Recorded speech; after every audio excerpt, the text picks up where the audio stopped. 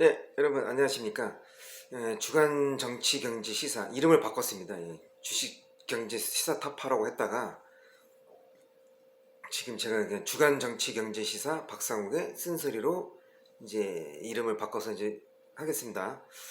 뭐 내용은 똑같습니다. 처음에는 시황 얘기를 할 거고, 그 다음에 요일별 이제 시사나 경제 정치 현황, 그 다음에 마지막 총평, 내가 이제 이어서 해온 주제라든지 아니면 새로운 뭐 이 경제 관련된 거라든지 뭐 아무거나 뭐 기타 등등 해가지고요. 그렇게 이제 진행하도록 하겠습니다. 자, 지난주 러시아 디폴트 우려로 2670, 870선 유가는 WTI 제가 105달러 내외라고 했는데 주가는 맞췄는데 이제 유가는 틀렸죠. 오히려 지금 110달러대에서 130달러로 올라와가지고 이제 폭등했다가 저번에 이제 반전으로 이제 완전 떨어지면서 지금 130에서 108달러에서 106달러로 이제 안정세를 취하고 있는데요. 요번에 휴전이 결렬됐죠. 두 입장 간의 차이가 너무 커서 러시아와 우크라이나가 결렬됐지만 아직 터키 회담이 이제 추후 있기 때문에 저는 소강상타라고 보고 있고, 이게 원래는 이게 이번 주에 저는 2700대로 갈 줄 알았거든요. 더. 근데 예상보다 지금 보다 가지 않아서 아마 지금 조금 소강 상태에 조금 더 오래 갈지 아니면 다음 주에 반등이 나올지를 한번 보겠습니다.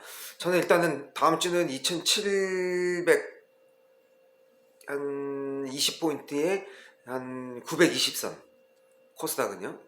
그 다음에 다음 휴전 분위기로 반등을 해서 이제 2720, 920선으로 보고 얘기를 하고, 그 다음 WTI는 더 떨어질 걸로 저는 보겠습니다. 105달러 하회.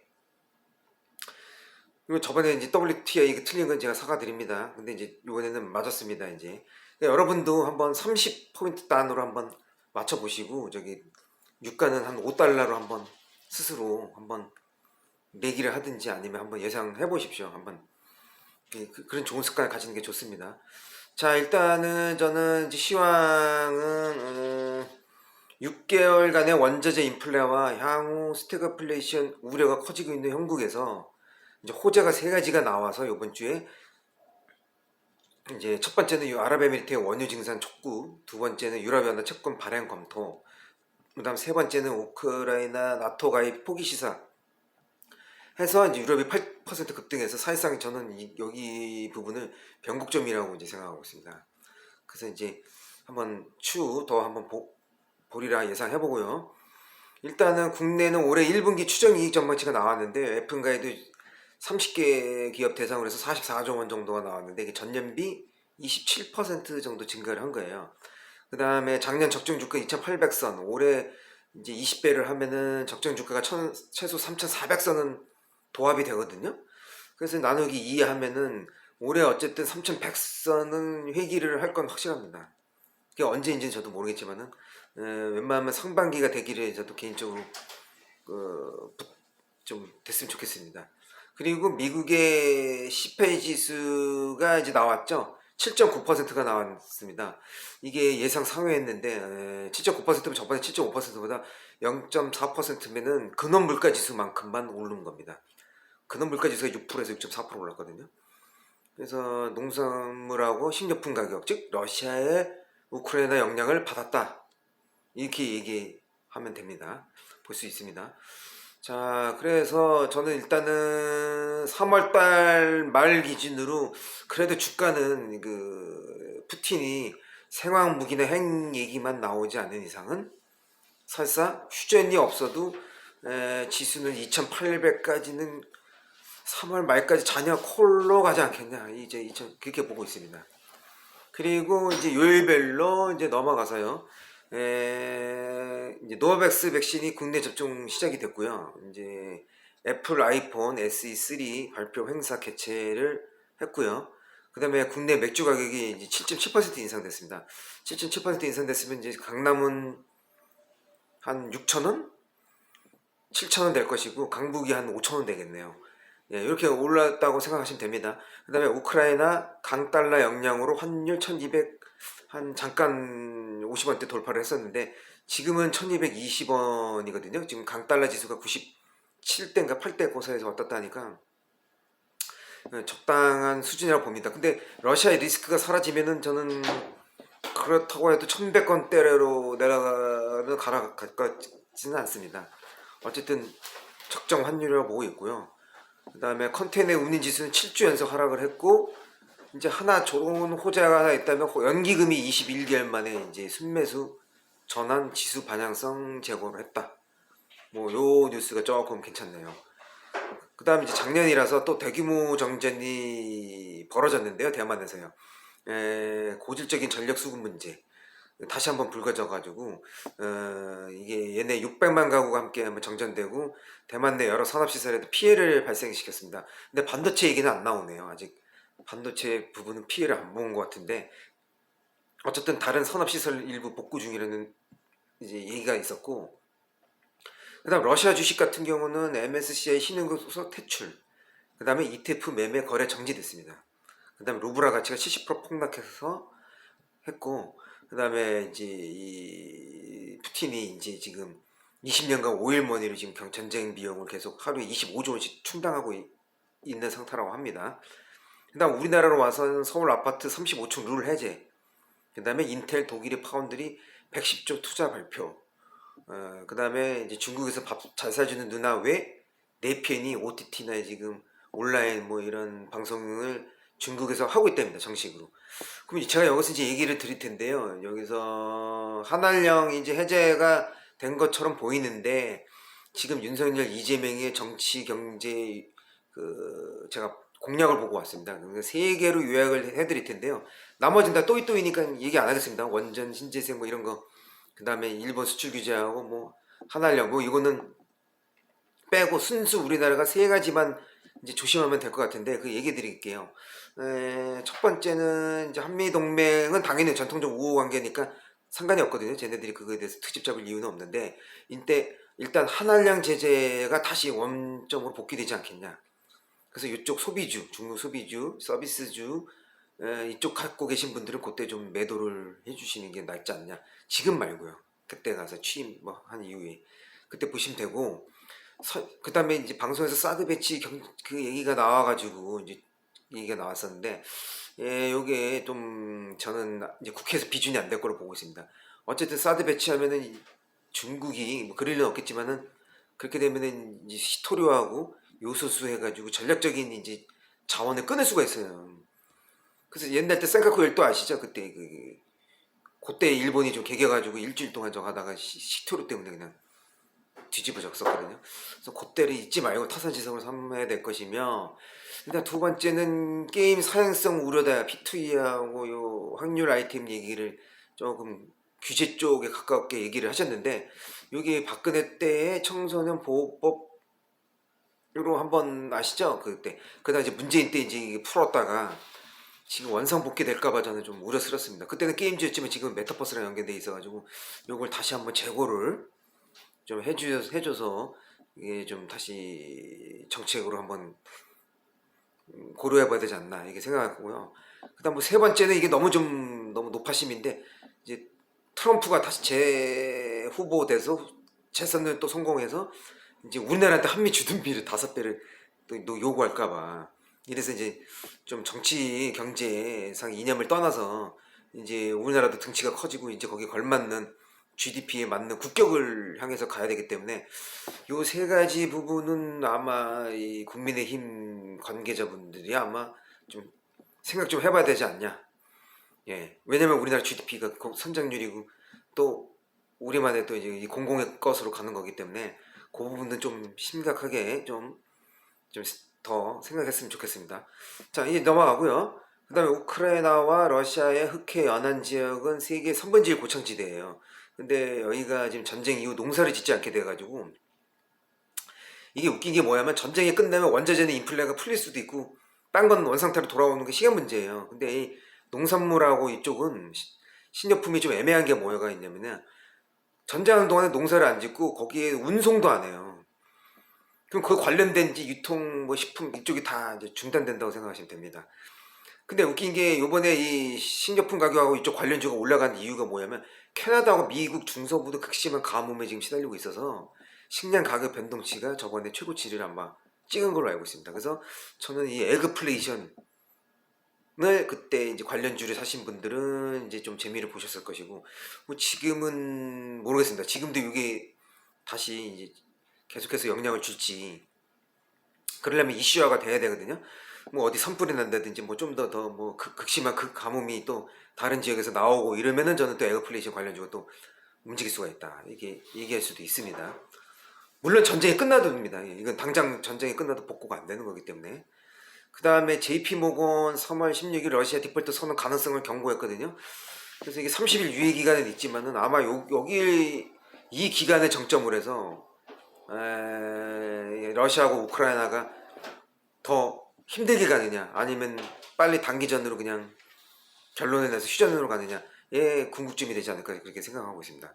한국을 비롯한 러시아 비우호국 지정 러시아가, 그 다음에 IMF가 경기 침체로 인한 스태그플레이션 언급, 저는 솔직히 말씀드리자면 지금 체감을 하고 있습니다. 스태그플레이션을 체감을 하고 있습니다 지금. 그렇기 때문에 이게 IMF랑 경기 침체로 인한 스태그플레이션이 이 러시아하고 우크라이나가 기름을 부었다 이렇게 생각하시면 됩니다. 이미 인플레는 6개월 지금 지났기 때문에 저는 그렇게 보고 있습니다. 그래서 저는 3월 중순 이내로 빨리 끝내면 그래도 나는 스태그플레이션은 오지는 않는다고 보는데, 이게 전쟁이 길어지고 4월 달까지 가면 저는 사실상 경제 성장률이 각 나라별로 지금 꺾이고 있기 때문에 더 하향 조정 꺾일 거라고 저는 보고 있기 때문에 사실상 스태그플레이션을 접어들었다고 얘기해도 과언이 안 될 거라고 저는 개인적으로 생각하고 있습니다. 여러분들도 한번 판단해 보십시오. 그 다음에 일본에서 2022 국제 로보전 개막, 615개 기업 참여, 애플이 중저가 폰 라이너 강화 발표. 그 다음 세계 지불액의 40%를 차지하는 이 달러에 비해서 제가 얘기했지만 이 유엔의 비중은 3%밖에 안 돼요. 근데 러시아가 돈이 어디 있냐, 전쟁을 왜 계속할 수 있냐, 이게 러시아에 대한 서방 국가들의 금융 제재 때문에 이 푸틴이 디지털 위안화 쪽으로 결제를 바꾼 걸로 알고 있습니다. 왜냐면 두 나라끼리 무역을 할 거니까요. 그래서 이게 디지털 위안화 쪽이 때문에 이제 저기 미국이나 영국도 이제 디지털 달러를 파운드를 이제 개발하겠다고 이제 얘기를 했기 때문에 이제 달러와 거래가 막힌 러시아가 서방을 피해서 제재를 우회하는 방법으로 지금 저기 루브라 외에 딴 걸로 지금 대체해서 전쟁을 계속 지속할 우려도 있습니다. 예, 이게 두 가지가 다 공존하고 있기 때문에 빨리 휴전이 될 수도 있고 조건이 맞아가지고 그렇게 될 수도 있고, 아니면 이게 평행선만 걸어가지고 그냥 원래대로 서로 이제 거의 그냥 불신만 커져가지고 장기화 될 수도 있습니다. 그래서 그거에 따라서 이제 여러분들 콜 쪽이 비중이 더 커져야 되냐 풋 비중이 더 커야 되냐 그걸 한번 나름대로 판단해 주시고요. 그 다음에 ECB가 기준금리 동결을 했고 이제 러시아 원유 수입 금지 조치했고요. 미국은 이미. 그다음 그것밖에 맥도날드, 유니클로 뭐 해서 이제 전 세계적으로 다 동참하는 거라서 지금 러시아를 압박을 하고 있고요. 그다음 유럽연합 공동 채권 발행, 그건 아까 위에서 얘기했고, 그다음에 중국이 2월 CPI가 이제 1%가 좀 아래로 나왔습니다. 그래서 지금 안정세라는 뉴스가 나오고 있는데, 글쎄요, 이제 경제 성장률은 지금 하향 조정됐기 때문에 그렇게 큰 호재 같지는 않고, 그다음에 애플이 한국과 또 자율주행 협업 발표를 했고요. 그다음에 퀄컴이 전력 반도체 한국에서 생산 검토한다는 얘기가 있었고, 그다음에 선물 옵션 동시만기일 있었고요. 그다음에 미국 아까 이제 얘기했죠. 7.9% 40년 만에 최고치라고 이제 CPI 물가지수 얘기했고요. 저는 이제 이번 달 FMC 회의가 이제 금리 인상 역량이 이제 얼마만큼 있느냐, 이게 러시아하고 우크라이나 말고 또 다른 이제 주가 영향을 줄 수 있는 그 부분에 저는 귀추하고 싶습니다. 그럼 대략 3월 15일 FMC 회의, 3월 16일 러시아 디폴트, 이게 어떤 관계가 있을는지 그날 주가와 여러분들은 그거를 한번 좌우 판단해 주시기 바라겠습니다. 그렇게 보시면 되고요. 이제는 총평으로 넘어가서 이번 주 내용은 메타버스, 이제 NFT, EFT, 엔터, 이제 5, 6G 이 얘기를 할 거거든요. 네, 이제 들어가겠습니다. 이제 메타버스 파급 효과가 영원한 테마주 게임지를 봉인 해제를 시켜서 이게 트렌드주가 돼버렸어요. 원래는 게임지는 영원히 테마주였거든요. 근데 이게 이제 메타버스랑 연계돼서 트렌드주가 될 줄은 아무도 생각 못한 거죠. 그래서 작년에 메타버스 관련주가 이제 유망 섹터로 해가지고 이제 나중에 주도주 역할을 했었죠. 그래서 이제 이게 NFT까지 미술화 대중화되면서 엔터 경우는 팬덤 문화를 촉발시켰어요. 이래서 엔터가 이제 껴진 거예요, 이게 같이. 그리고 거기에 만화 영화가 이제 OTT에 껴지고. 그래서 이게 콘텐츠로 같이 이제 확산, 지속이 됐다. 근데 이제 이 유망한 미래 고부가치 산업이 이제 반석 위에 등극하게 됐는데, 이제 주도주 섹터로서 이제 암호화폐 포함해서 OLED, 반도체 등 더 다른 산업들과 얼마만큼 융합 연계되느냐. 그걸로 인해서 이 메타버스 관련주는 더 커지냐 안 커지냐 달린 거예요. 이게 뭐 2040년까지 3천조가 될 수도 있는 거고, 아니면 1500조에서 멈출 수도 있는 거고, 아니면 더 4천조까지 갈 수도 있는 거고, 거기에 달린 겁니다. 다른 추가 융합 연계 시스템이 어떻게 더 연계돼서 이제 확장되느냐에 달렸다고 보시면 되는 거고, 그 다음에 5G, 6G는 이제 막대한 초기 저금의 회수 기간이 현재 경제 규모와 맞지가 않아요. 그래서 저는 6G가 생각보다 빨리 오지는 않을 겁니다. 개발은 먼저 해놓고 6G는 이제 2035년쯤에 상용화돼서 2040년쯤에 본격화되지 않겠냐 나는 이렇게 싶어요. 그러니까 그때 가서 이제 2040년이면은 지금으로 따지면 2025년에 5G 우리가 가입하는 한참 뭐 그때라고 보시면 될 것 같습니다. 그래서 향후 15년간 정도는 5G가 대세가 되지 않겠냐. 왜냐? 2G는 음성통화 시대였고요. 3G가 데이터 시대였고 4G가 동영상 시대였고 5G가 사물 인터넷 조작인데 아직까지 사물 인터넷 조작을 5G에 쓸 만큼 양이 늘어나지는 않았거든요. 데이터가. 그래서 이게 그 정도 늘어나려면은 최소한 사물 인터넷하고 자율주행까지는 돼야 이제 5G라고 할 수 있고, 이제 나중에 이제 6G는 클라우드하고 네트워크까지 다 돼야 돼요. 전 세계가. 그래야지 6G 만능 인터넷 시대가 오는 건데, 아직은 제가 볼 때는 좀 개발은 빨리 해도 실제적인 피부에 와닿는 시간이 오려면은 지금보다도 한 18년은 더 있어야지 6G 시대가 오지 않을까. 일단 아까 범벅 더 추가해서 얘기해 드리는 겁니다. 그래서요, 개인적으로 지금 당장 활용은 불가능하지만 2030년대 수십 개의 도심 항공 UAM, 그쵸? 그 다음 자율주행에다가 플러스 스마트 시티가 이제 얼마만큼 지어지느냐. 스마트 시티가 조그마한 신도시가 아니라 이제 대규모로 여러 수십 개가 지어지면 이제 5G가 활성화가 되겠죠. 거기다 저궤도 위성의 이 스타링크, 일론 머스크 하는 거예요. 5G 플러스 정도의 이제 사각지대가 없는 그 시대까지 서비스가 된다면 이제 5G가 완전히 이제 활성화되는 거죠. 아까 얘기했지만 6G는 더 커야 된다. 이 스마트 시티가 한 뭐랄까 한 서울시 면적 정도만큼 막 지어진다면 이제 그때는 이제 6G 시대가 온다고 생각하시면 됩니다. 그래서 제가 이제 이렇게 해서 결론을 드렸고요. 이걸 이제 요약 정리를 하자면 이제 이때까지 제가 얘기한 것 중에서 이건 이제 한 6주간의 얘기를 이제 다 해드리는 겁니다. 2040년 기준으로 신재생이 1경 정도 시장이 되고요.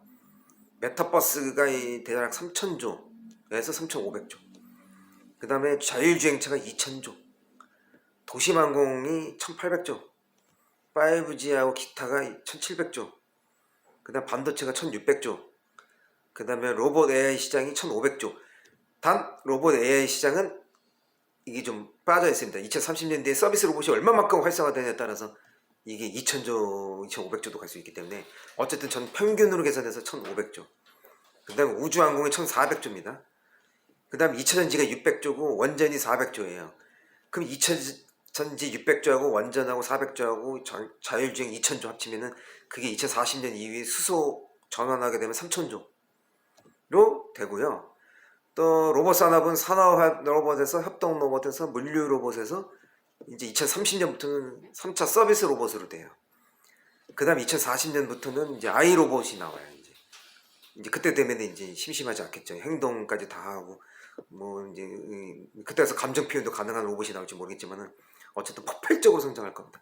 그때 가서는 아마 1위는 2040년 이후에 1위는 우주경제 시장 빼놓고는 로봇 시장이 될 거라고 저는 확신을 합니다. 자, 여러분 이렇게 해서 이제 오늘 이제 주제거리하고 같이 시황서부터 이제 다 얘기해 드렸고요. 예, 다음 주는 아마 C10 반도체 일부하고 이제 EUV 차세대 그 얘기하고 그 다음 주에는 아마 일단 원자재로 이제 마무리가 될 겁니다. 이제 그것만 계속 제가 이어서 지금까지 해왔는데요. 마무리가 이제 다다음 주에 원자재까지 해가지고 이제 끝나고 다른 주제로 이제 3주 후에는 또 바뀔 겁니다. 자, 이제 그렇게 이제 볼 수 있고요. 자, 오늘은 여기까지입니다. 예. 수고하셨습니다. 주간 정치 경제 시사의 박상욱의 쓴소리였습니다.